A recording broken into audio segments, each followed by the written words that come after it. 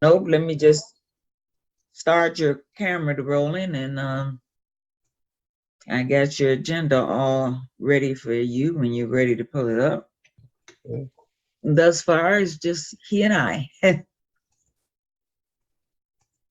it was someone else on, but they hung Right. up. I think they'll call back, I'm sure. Okay.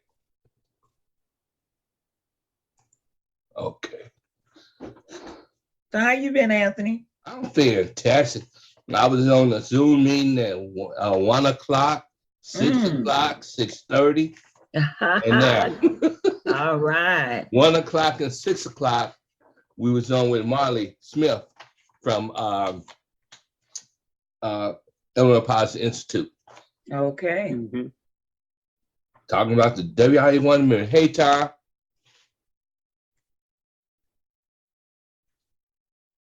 Let me see. Okay. Hey, Tom. Ted, how you doing, man? It's been a while. Doing well, thanks. How's it going? Good, man. Where are you based? You're based in the South Suburbs, right? Are you Yeah, in we the have an city? office in Tinley Park. Okay. Is that where you live? I live in Elwood now, All right.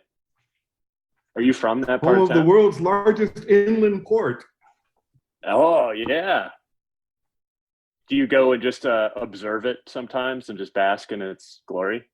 You're like, wow. Well, I know when there's a shift change because the traffic increases in front of the house. Yeah, I bet. It's good to see you, man. It's been a while since I think we talked. Right. Yeah. Well, I'm here to just listen and learn and observe and learn about Amendment 1. Cool, man. Yeah, I think it's flown under the radar because of there's not people spending, $100 million on it, so no, it doesn't get as much coverage. But yeah, it's very much. I see it as kind of the spiritual successor to the ballot fight last time around, the progressive tax, and that went down and failed. But so the same interests, mostly on the government union side, got together and they said, well, people rejected tax hikes in favor of reform, so we'll just make reform impossible. And so we'll try to pass this. It's essentially preventing any kind of reform that would save the state money and local governments too. So tax hike by a different avenue. What have you been working on? Have you been covering much of the political races stuff or more, Well, more local stuff? Our resources are few, so just kind of a general day-to-day, week-to-week, just staying topical. The connection is really choppy. I don't know whether it's my internet here at home or what, but I think maybe if I just mute and listen, maybe it might improve or something. Got it. Hey, Austin, this is Andrew Hensel at Center Square. Hey, buddy. How's it going? Good. How are you? Great. I just want to say, does anybody mind? I'm going to record. I'm going to do a story on this. So just wanted to give everyone heads up, fair warning. If anybody is opposed, just let me know. But I plan on recording. So. No worries. We're an all-party consent state. So everybody, we need a verbal yes from everybody, like we're on an airplane. Yeah, guys, that's why I asked. Sorry. I'm fine with it. Yes. I don't know if. Hey, Denise, how's it going? Ted, I don't remember if I ever talked to you about this story, but we had this kid in where was it? Kankakee area he was 13 years old. He got charged with a felony for eavesdropping for recording a meeting with his principal. Oh, it was insane. It was due to that law. That's exactly why I bring it up, because all it takes is just one person to be like, hey, I wasn't trying to be recorded. And so I appreciate everyone being cool with it.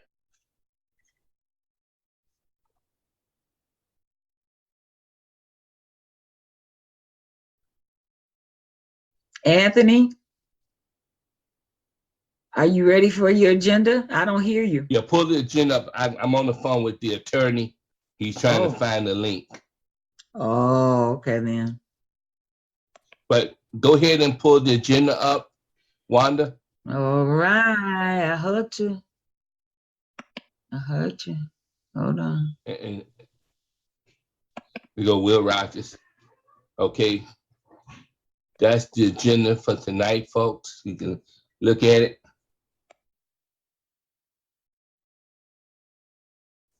Any luck, Jerry? I have the agenda. Okay. It does make reference to episode 23. I don't see an episode 24. Oh. Okay. Okay, hit that link. It's not a link. Oh God. How you doing, Tax Doctor? Okay, no, it's episode 24. Can you go into your spam? It might be there, but you should have episode 24. I put a Zoom link in the chat too if you want to copy paste Oh. it. Send it to him.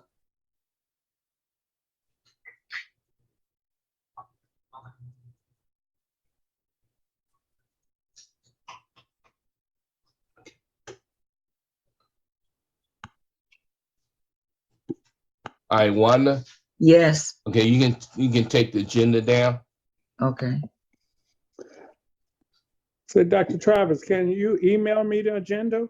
Email us the agenda if possible? Yeah, I did do that. Okay, let me pull that up.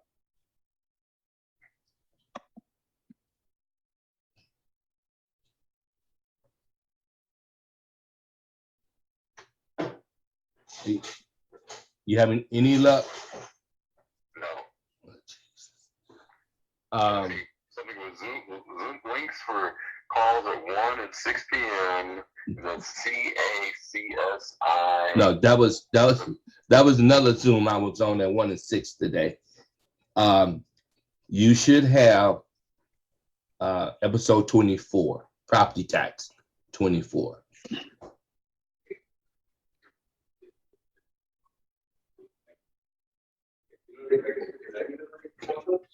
Let me see something. Let me do this. Okay, I see it. All right, thank you. Ooh, thank you, Jesus. All right, we can go ahead and get started. God is good. He found it. All right, so I want to welcome everybody to the Citizen Advisory Coalition to Save Illinois. We came about because of the fact that we served on the Governor's Task Force for Property Tax Relief. And as an overview, it is our practice to bring like-minded organizations together to work with us to make people aware of the WRA-1 amendment and why it is so important for us to defeat it. I have noticed that the unions have already put out 3 commercials on MSNBC to tell us to vote for it. And as you looked at that agenda, I had the opportunity to go to the West Side Ministers Forum for Coalition meeting, Neighborhood Building Owners Alliance NBOA annual event, and the Illinois State Fair. And while I was in those environments, I was also networking with people like Jerry Brown, that's on an awesome attorney, I heard, and other people. Terry Martin from the Illinois Channel have also highlighted the WRA-1 amendment. And Austin Burr, who is from the Illinois Policy Institute, I had the opportunity to hear many times on WVON. And so he's with us. and he's going to give us a little bit about himself, and then we want to jump right into the WIA1 amendment and why it is so dangerous to our state. The board, as I would say, the floor is yours, Austin. All right, man. Well, thanks for having me, Anthony. Thanks for joining us, everybody. I'm going to put my information in the chat here. It's aberg@illinoispolicy.org. I apologize for my casual attire. I'm going to the Cubs-Cardinals game right after this up the street. So that is why I'm wearing this hat. But it's really good to be with you. Wait a minute. Are you Yes, a Cubs sir. fan or a St. Louis Cardinal fan? Oh, I'm a Cardinals let's fan. get So that all my family, let's get that straight. on my dad's side is from, and then I'm spiritually a Sox. The White Sox are my American League team. So Okay. I have solidarity with the South Side. All right, you ain't bad. You ain't that bad then. All right, good. Yeah. So yeah, my whole family on my dad's side is big Cardinals fans. So it's been a good season. So I'm born and raised in Illinois. I went to college out east at a place called Tufts University. I wanted to come back and work on public policy issues in Illinois. And I've actually been with the Illinois Policy Institute since 2014. Worked on a number of big initiatives there. The first one I was kind of thrown into the fire was on our campaign on House Speaker Mike Madigan and the way that he was able to amass so much power in the Illinois House of Representatives. Also got I was fortunate to work on a number of criminal justice reform initiatives to remove barriers to opportunity for a lot of formerly incarcerated people in Illinois. A lot of entrepreneurial work, removing regulations on things like food carts and food trucks in Chicago. And then in 2020, ran a very large campaign against the quote unquote fair tax, which would have resulted in a large tax hike on Illinois' middle class.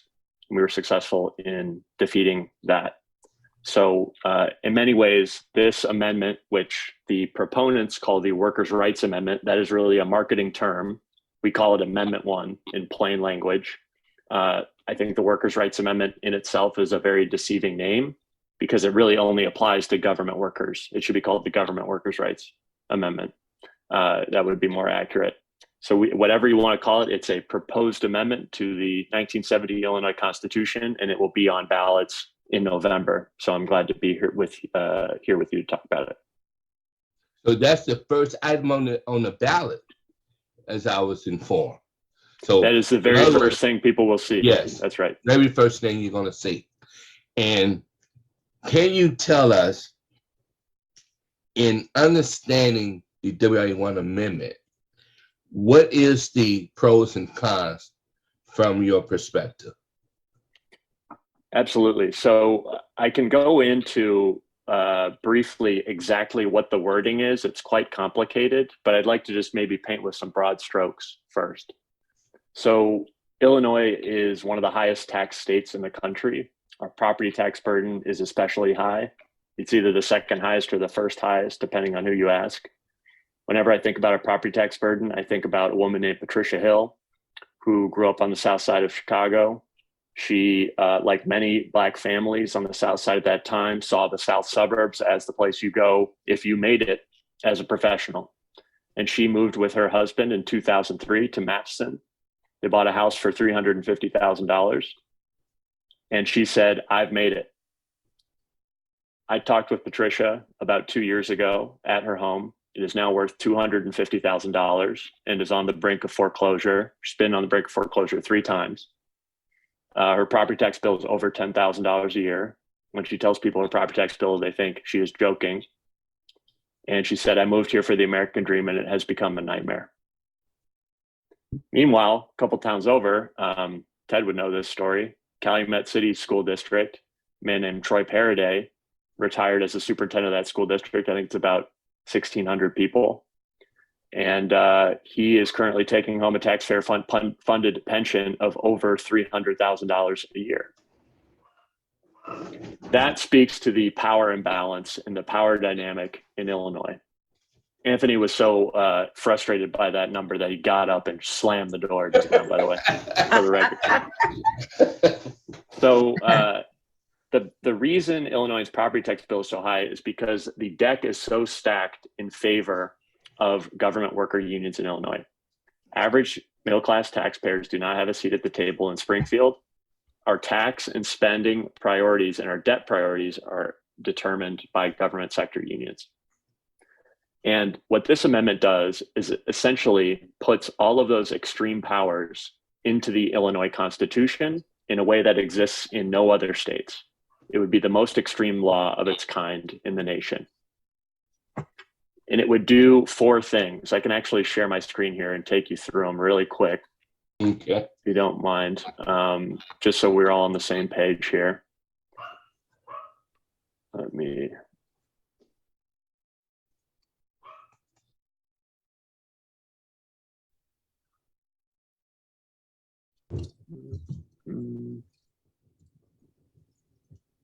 Can you all see this? Yes, sir. Yes. Great. So you'll see the folks supporting the Workers' Rights Amendment will say, this is only a constitutional amendment that bans right to work. If you don't know what right to work is, it's essentially a policy in a majority of states that says if a person doesn't want to pay money to a union, they can't be fired. So nobody can be fired for refusing to pay money to a union. That's a right to work law. The proponents say that's a really bad idea, and all the Workers' Rights Amendment would do is ban right to work, make sure that lawmakers, it's very difficult for lawmakers to pass right to work in Illinois. It would put that in the Constitution. But it actually has 4 components to it, and it has much broader and wider implications than that will lead to higher taxes and debt in Illinois.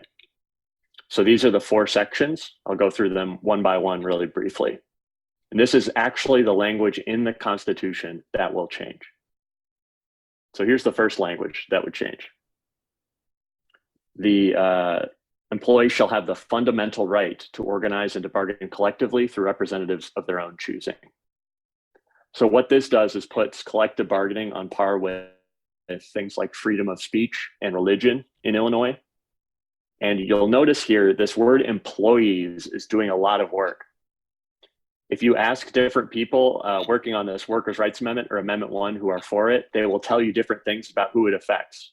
The bill's sponsor said this only applies to the public sector, only applies to government workers. But if you see those commercials on TV, they're trying to make it seem like this is giving new rights to workers in the private sector, the 90+% of Illinois workers who work in the private sector. It's giving them new rights too. That is not the case. Federal law governs collective bargaining in the private sector. States cannot pass new laws or new rights in the private sector when it comes to collective bargaining. Next. For the purposes of negotiating wages, hours, and working conditions, and to protect their economic welfare and safety at work. So this is extremely broad authority for government sector unions to bargain over anything under the sun. Economic welfare, for example, the Chicago Teachers Union was bargaining for taxpayer-funded affordable housing for their employees, for example. That would be a constitutional right under this. You could bargain for things like the CTU was also on the bargaining table, had on its own website efforts to defund the police, for example, which no matter what you think of that issue, probably not something that belongs at the bargaining table to be bargained between union bosses and lawmakers. It should be passed by lawmakers and people who are elected, not unelected bosses of these government unions. Economic welfare is also a very broad right. So for example, if say Illinois was able to save money by merging local governments. So instead of having 5 school districts serve a population of 10,000 students, we'd only have 1 school district. And lawmakers wanted to change that and consolidate. This constitutional amendment would say, wait. We cannot violate people's right to bargain over their economic welfare. This needs to be bargained over. So you can see how this starts to prevent some very common sense, changes that we need to save money in Illinois.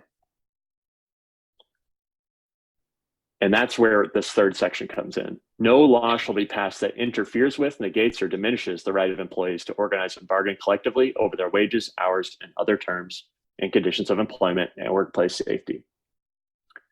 So, for example, if your state lawmakers that you elect say, we're going to pass a law that there can be no contracts longer than 5 years between the state and AFSCME or between a local school district in the teachers union, we think it's not in taxpayers' best interest if they're locked into 10-year deals, which there are many in Illinois, with certain government sector unions.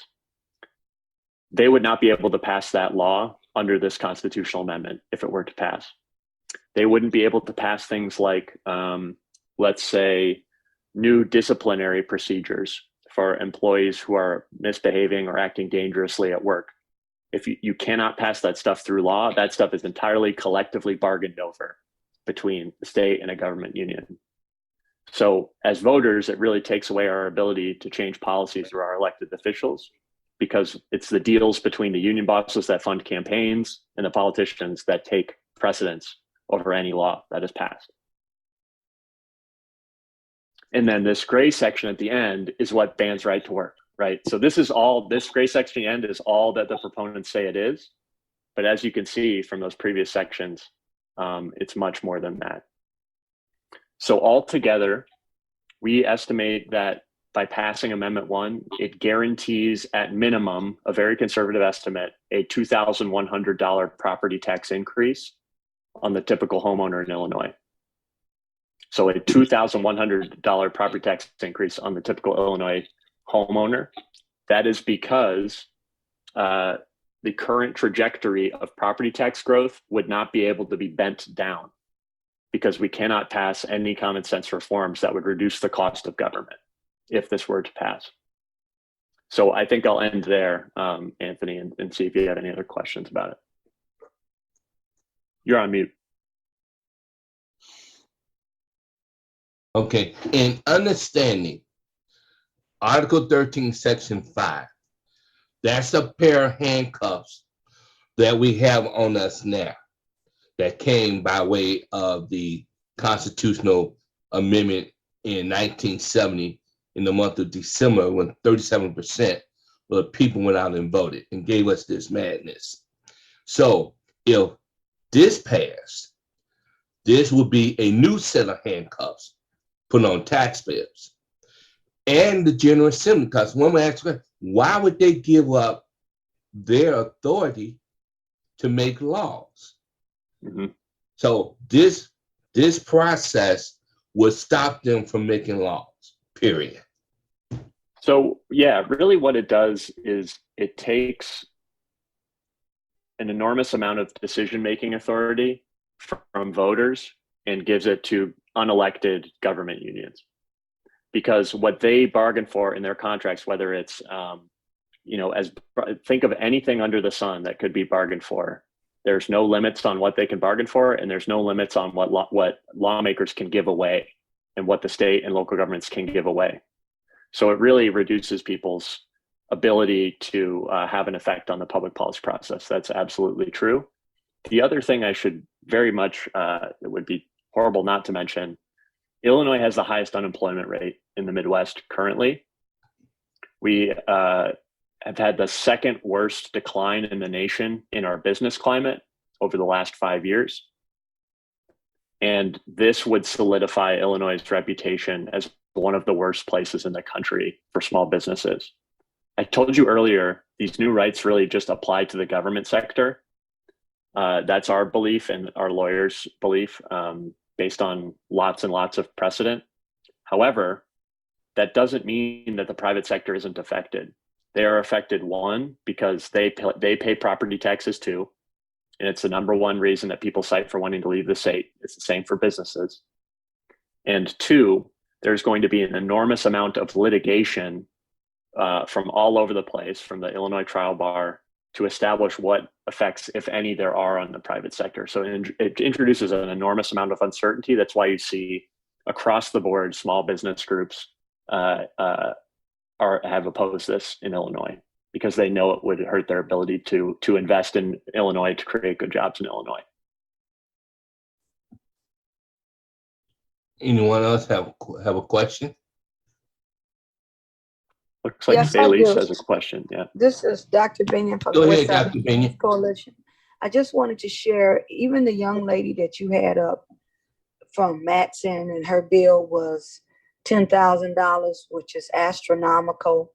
When we were dealing with the governor, my tax bill. I'm in Park Forest, which was $14,000 for a $98,000 home.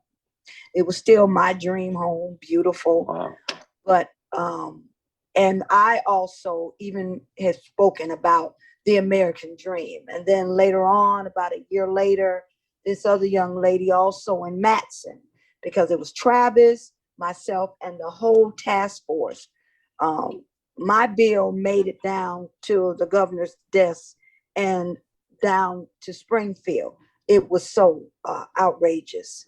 But what, and I wanted to ask a question about when you say the fair tax and making the wealthy pay, but it was going to hurt the middle class. So with all of these things that are taking place with the different taxing, what can we do? Are you a lawyer? What now can we do or should we do? I mean, we've been advocating, we've had press conferences, wanted Travis and Lorraine and their families to go down to meet the elected officials. They smile. Some of them don't even know the laws that they're voting for. So now what are the next steps, even with this, which is going to bring more harm to homeowners? I spoke with Fish KG's office today in the P-tax, and you know, everybody want to blame it on someone else. But I said, you know, you're taking all of our rights away. And why are you trying to do that? So how do we get back empowered? And the only thing I can see is letting people understand the importance of their vote. Yes. Well, so first of all, you're Dr. Binion, is that your name? Yes. Great to meet you. Thank you. I think first and foremost, I would love if you could email me. It's ABERG, aberg@illinoispolicy.org. And maybe Anthony, if you have her contact information, you could give that to me. I think one of the most powerful things you can do is share your story about that $14,000 property tax bill on a $98,000 home. That is very powerful to people. And we would love to share that with our community at the Illinois Policy Institute. And as the opposition campaign really gets going here in the next couple months, that is a very powerful story to share as well. Because really our campaign on this is going to be very plain. As you saw, this is a complicated thing. It's very, very complicated. But the simple message to people is, are you tired of paying insanely high property taxes in Illinois for services that aren't that great? Vote no. You finally get a vote on your property tax burden. So just sharing your story in that way is valuable.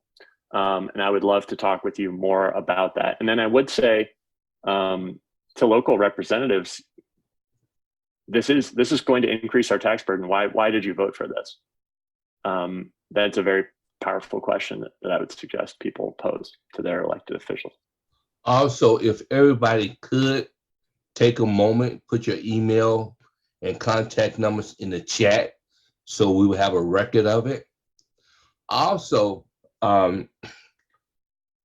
Senator Craig Cox, he told Lorraine and myself, as I was talking to him, he said, the reason I voted for this was to allow it to go on the ballot so my constituents could have the opportunity to vote it up or down.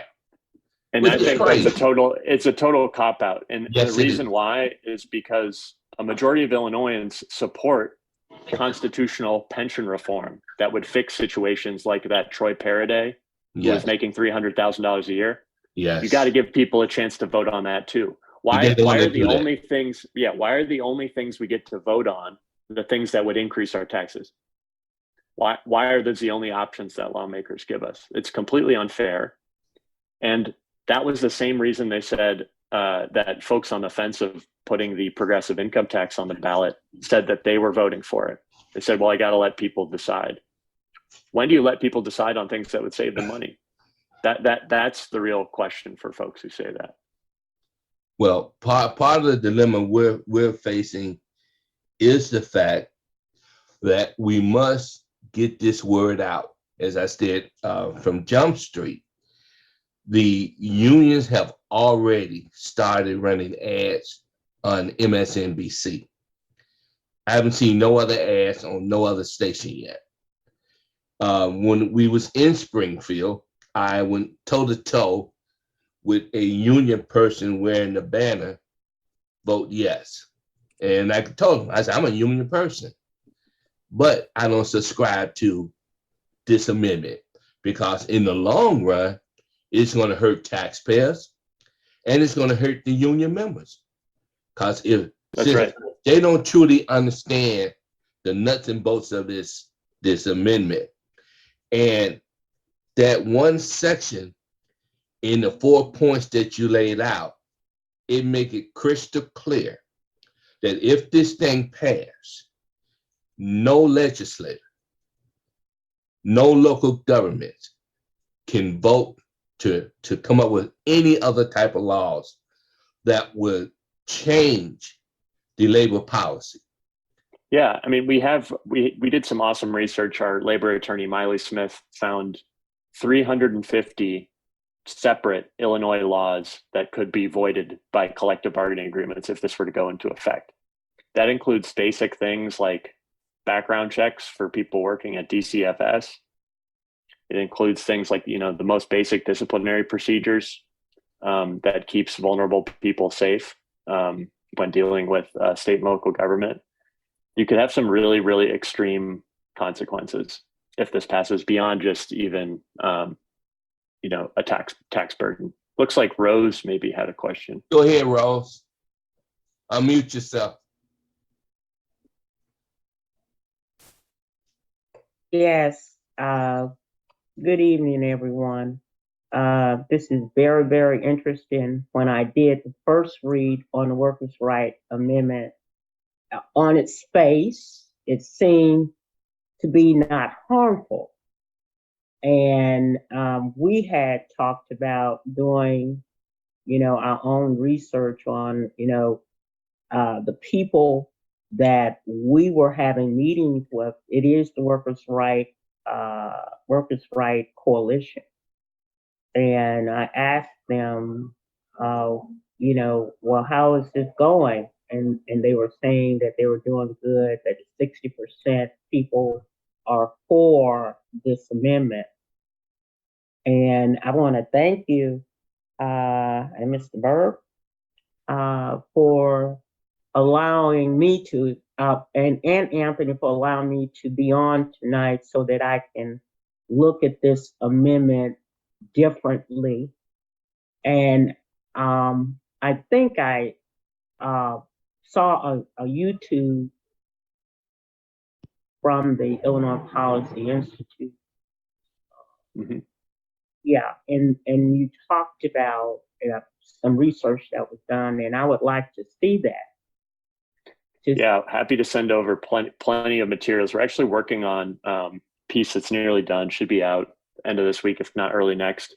That's a very basic, we'll call it a study guide. It's basically all of our research on this in just one convenient place. So I'll be sure that I send that over to Anthony and he can distribute.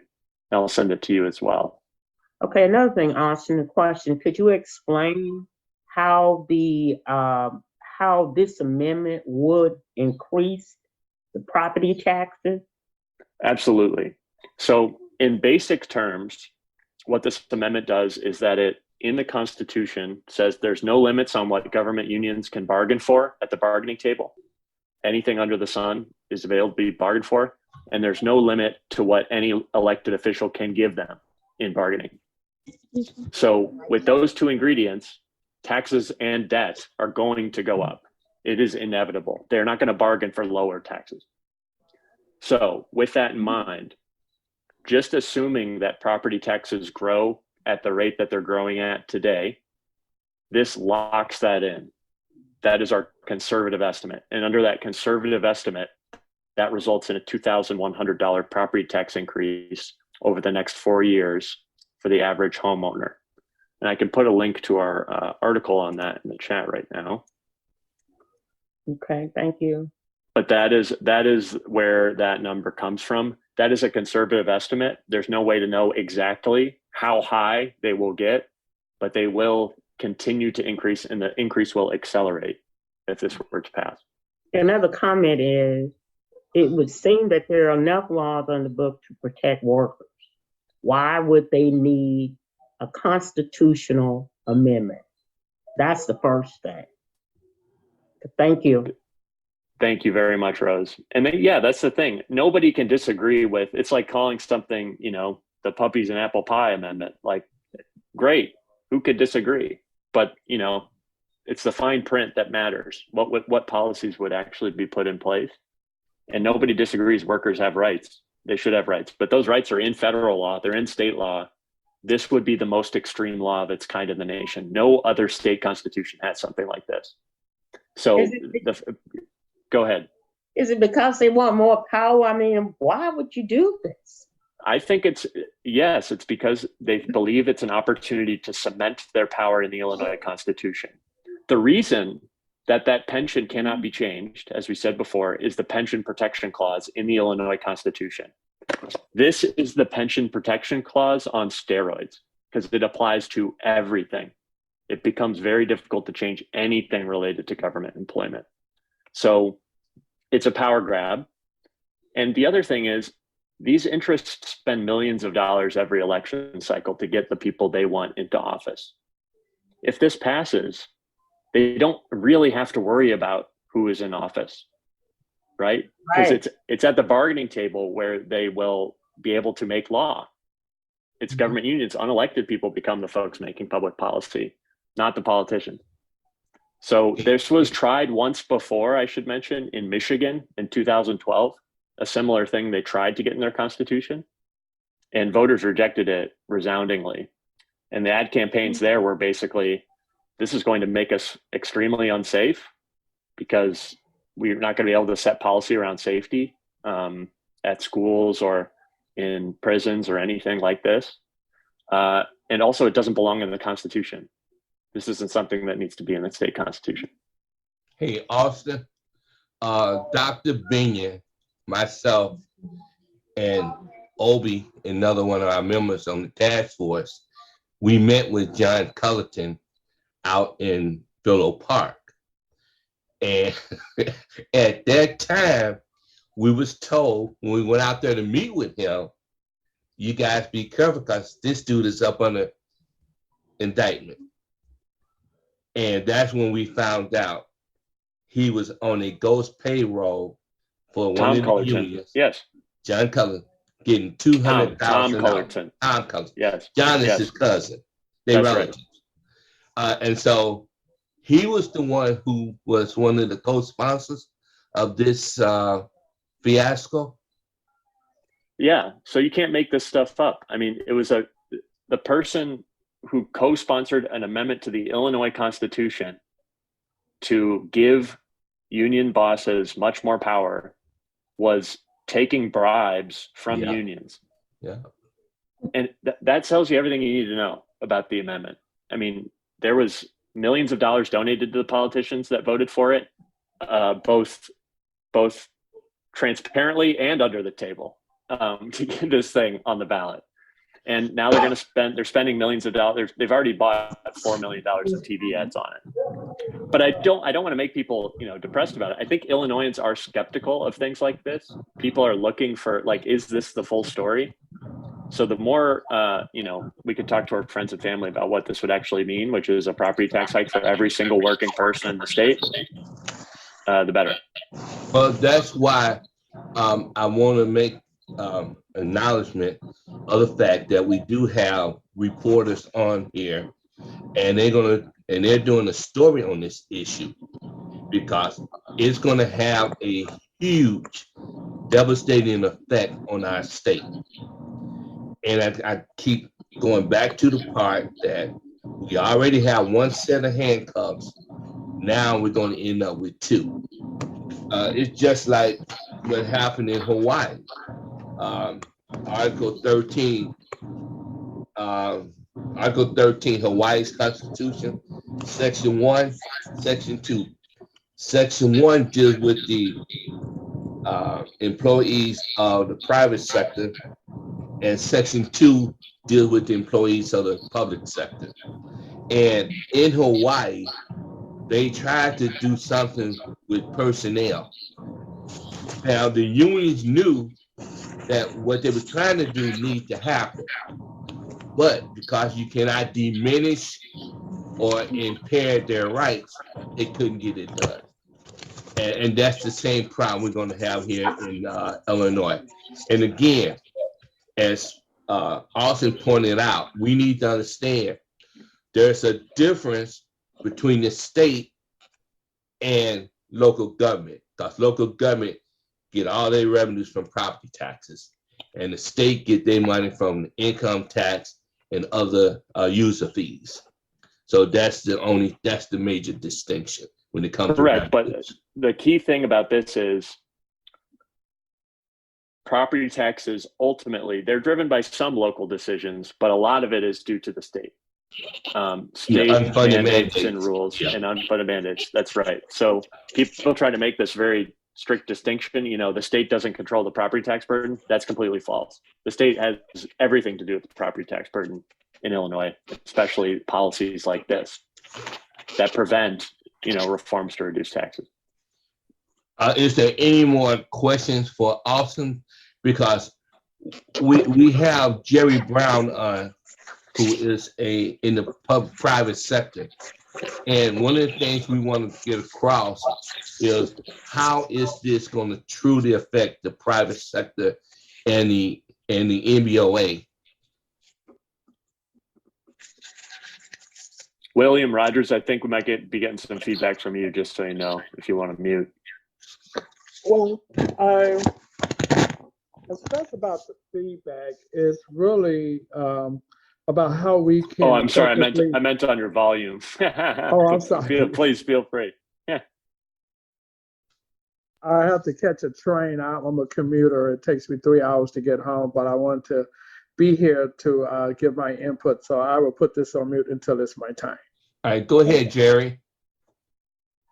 Thanks for the introduction. I enjoy hearing what Austin's had to say.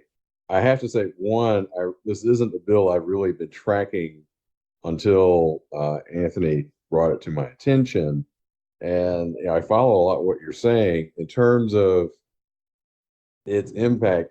I need to be here because I just haven't studied enough to be able to project that. But what you've described does seem fairly accurate in terms of its overall impact.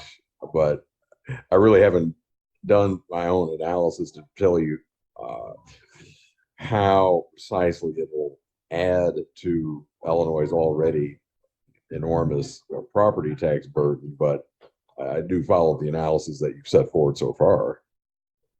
Jerry, can you give us a little bit about your background? Yeah, I do property tax appeals at Siegel and Callahan. I also teach at UIC Law School, and I'm on the executive committee of the American Constitution Society, and very much interested in issues like this. And again, thanks Anthony for asking me to be part of this call this evening. And I don't know how many people are really paying attention to Amendment 1. I had not really heard of it until Anthony brought it to my attention at the NBOA event a couple of weeks ago. And yeah, much has already been written about how Illinois compares to the surrounding states in terms of being able to be competitive and attracting business. And yeah, this is something that definitely needs to have a prominent place in that discussion. Just one quick question. How will this amendment appear on the ballot? Is it workers' right amendment or will it be Amendment 1? Great question. The reason we're calling it Amendment 1 is because it's easy to remember and it's clear this is the only amendment on the Constitution. It's one on the ballot. It's the first thing that will show up. Yeah. And the way it will read is proposed amendment to the 1970 Illinois Constitution. That's how it'll read. There'll be a very brief description of what it does. That description is biased in favor of proponents because the lawmakers wrote it, who want it to pass. But the same thing was true for the progressive tax, and people saw right through that. So it will appear on the ballot, the first thing on the ballot, a yes or no question, proposed amendment to the 1970 Illinois Constitution. Go ahead, Ray. Good evening. Thank you so much, Austin, for your presentation. one of the things that concerns me is, you know, getting the word out about this, because every time we engage someone in conversation, no, despite everything we've tried to do through this coalition, you know, we hear that a lot, that people have never heard of it. So how do you know of any, you know, mass media blitzes or any big coalitions that are really working and striving to get the message out that taxpayers really need to vote no? Are you aware of any like mass movement? The only movement that's happening is the one that's from Illinois Policy.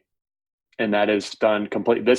We are not, you know, built to like a government union where we just have millions of dollars lying around to go run TV ads. But we're putting together a coalition now, and we're also raising money to hopefully compete on the airwaves with this. We won't likely raise as much money as government unions on this. They've raised about $6 million. Raised, I say in quotes, I mean, they took it from dues that their members paid. But that will be, if anyone is interested in being in that coalition, obviously you guys are. If there are any business groups or things of that nature, we would be happy to connect with them. So if you could connect them with me, that would be great.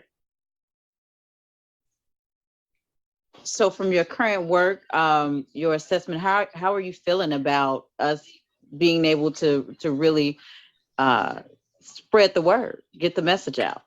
So we did polling on this back in the spring, and I think that people's knowledge of it hasn't increased that substantially since the spring. And the yes side was ahead by a bit, but it was nowhere near where the progressive tax was at that point in the year. The progressive tax was ahead by 30 points in spring of 2020. It ended up losing by 7 points. I believe this was up maybe 10 points. And remember, they need kind of a big gap in order to win. Just the way that the constitutional amendment works, it needs 60% of people voting on the question or 50% plus one of all people voting in the election. So they need a pretty comfortable margin. I think if we're able to raise money to compete on the airwaves, we'll be able to defeat it. But that's dependent. Well, how about we work together? We have 820, which is a progressive station. That's a radio station, WVON. Then you got 890 on the dial. Those are the stations where we all can just call in and voice our concern. That's one avenue. And then the press that's here going to be writing the story on this issue as well. Also, we have Will Rogers on here because he's on here because we want to look at what free advertisement can we get by saying no, and then what part of it will we have to spend some money on for an ad campaign. So that's why Will Rogers is, because that's his forte. So he's going to talk to that in a minute. When you look at the business community, some of them, as it was pointed out to me, support some of this, and the other side don't support it.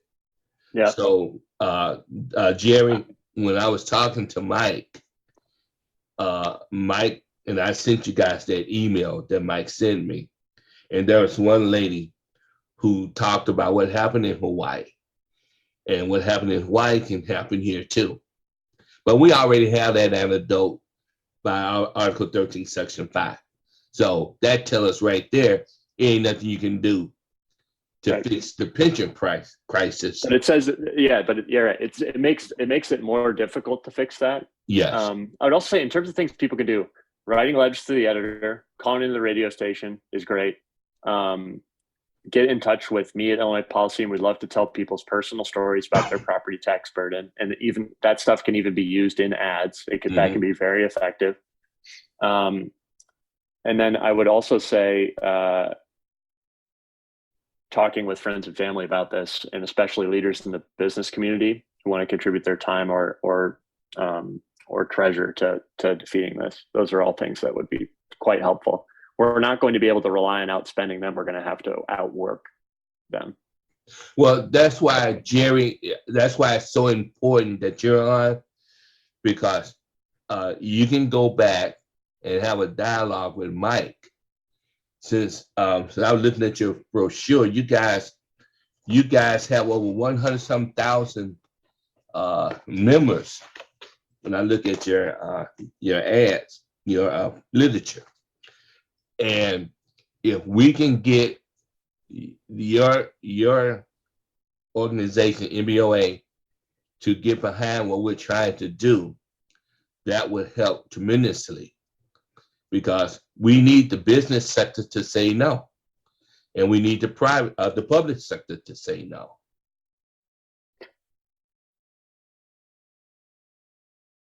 Might have lost Will for a second here, That's but Jerry. to So that point on the I'll be business, following up with Mike Glasser to discuss this. So I'll probably be talking to him tomorrow or shortly thereafter. Yeah. we've been reaching out to a number of business groups on this. Many of them witness slipped opposing it when it was in the legislature, but folks like the Manufacturers Association will be signing on to the coalition. Federation of Independent Businesses reached out to the Black Chamber. The Illinois Chamber of Commerce is opposed to it. But there are some business groups, especially in Springfield, that have to play nice, I would say, not to businesses' benefit or taxpayers' benefit, with unions. Well, And they don't want to step on their toes. Pay to play, right? It's just part of their legislative strategy. Yeah. They can't be, toe to toe with them on everything. I would say the vast majority of business groups, though, are opposed to it. And then in terms of business owners themselves, I would say it's, near universal opposition. Travis, I just want to interject here. You got a 10-minute warning. Okay. You looked at it. Let's go. Will.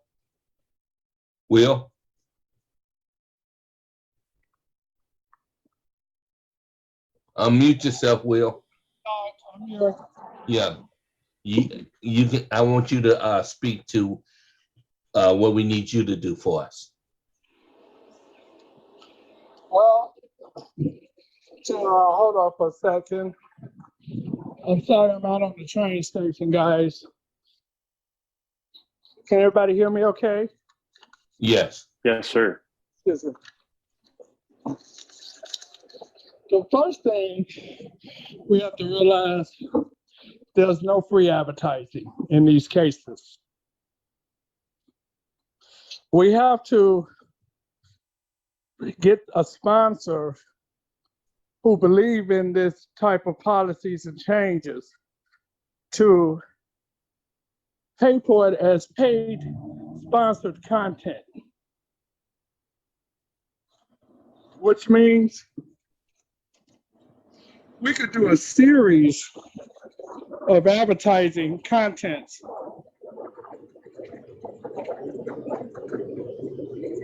addressing this issue.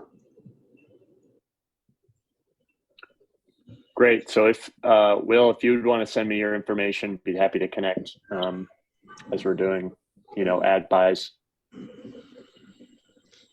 If you can put your information in the chat, so we'll have it, everybody. Sure. What I'm saying is, we have to first talk to the publishers who also understands these issues, and whether we get it through a grant or someone who will give us a grant for a reporter. I'm not a reporter. I'm an advertising marketing arm of the newspapers. But there are opportunities to get editorial support. It's just you have to actually go in and talk with the publishers and help them understand what the issues are in case they don't know. Everybody's struggling right now. Everybody needs support on some revenue dollars on some level. But the editorials would consider added value or media support pertaining to that particular topic. I also represent the Chicago Reader. One thing the Reader has done to help sustain themselves is to get grant money to cover a reporter totally dedicated to these type of issues. That's what we really need to consider, who that we can get that will underwrite a person's salary or one individual where they will do it as sponsored content. And that way, no one controls the messaging. We control the message. We control the topics. We control how it goes out to the public without getting a view of one person, because it is a committee thing. One thing that is in our advantage is that I do represent 15 different newspapers on the advertising side. One thing the editorial side does, they don't let advertisers dictate what stories they write. So the way that we do that is we do it as paid sponsored content. That way we control the messaging and there's no bias involved. But if you try to do it as, oh, I need a free ad or a free story or something like on a topic, most like time it's not going to really happen because it's so controversial and you never know who might have special interests. So we have to take control from the beginning, maintain the control throughout the whole campaign without giving up the story in someone else's view. That's one thing where I play an intricate part to help navigate that content, whether it be through social media, because every publication has their own social media, where we can use those traffics of social media to our advantage. I sent my bio and everyone that was on the thread an introduction letter introducing myself and the role that I play with media. That's our weapon right there, guys and ladies, that we have someone that has an inside track on how to navigate with the media. Well, I want to thank you, Will, for that. We have roughly 60, almost 67 days to get this word out. Go ahead, Lorraine. No, that was a clap. That was for Will. Okay. Like I said, we have about 67 days to get the word out. And our position has to be vote no, vote no.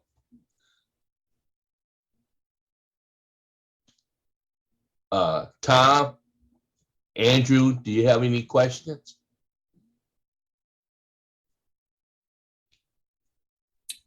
I think you guys did a good job of kind of, covering all of it.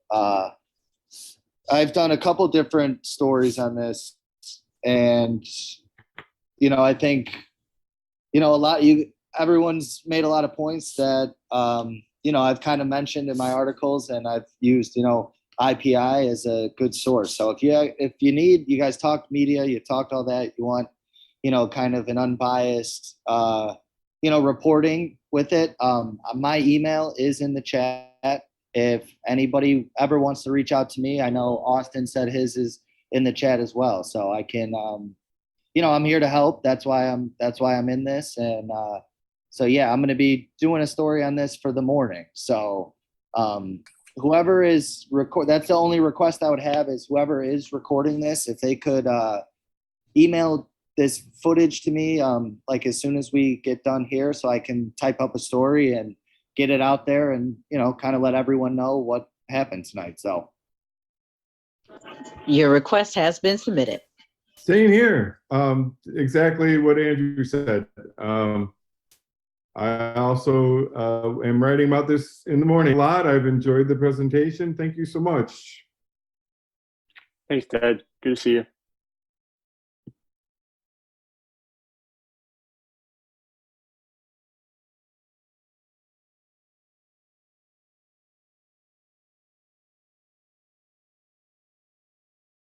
You're on mute, Anthony. There you That's go. all. That's all I had to say. Wanda? Wanda? Yes, sir. Yeah.